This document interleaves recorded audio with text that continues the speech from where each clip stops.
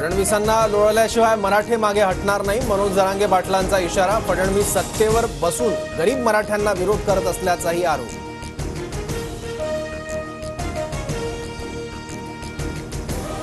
मनोज जरांगेंची बाजू घेतो म्हणून बार्शीत आमदार राजेंद्र राऊतांकडून तरुणाला मारहाण झाल्याचा आरोप। तर असं झालं असेल तर हिशोब होणार, मनोज जरांगेंचा राजेंद्र राऊतांना इशारा।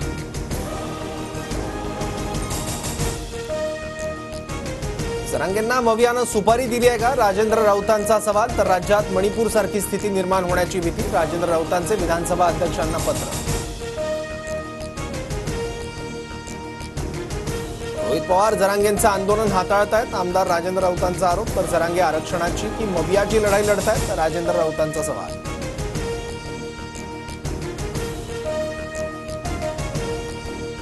70रांचा मनोज जरांगेंना फोन, सगळे सोयरे आणि हैदराबाद गॅझेट बाबत फोनवरून चर्चा। 70रांनी माहिती देण्यासाठी फोन केल्याची जरांगेंची माहिती।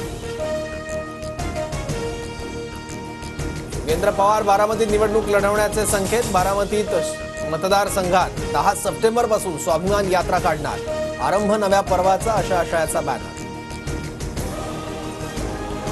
जय पवार आणि योगेंद्र पवार अशी लढाई झाल्यास मी अजित पवारांचा आशीर्वाद नक्कीच घेईन, योगेंद्र पवारांची प्रतिक्रिया।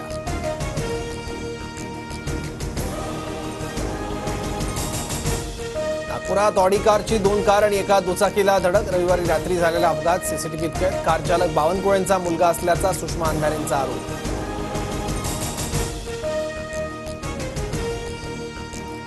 समृद्धी महामार्ग पुण्याला जोडला जाणार, सार्वजनिक बांधकाम विभागाचा मोठा निर्णय। पुण्याजवळील केसनन गावाजवळ उड्डाणपूल समृद्धी महामार्गाला जोडला जाणार।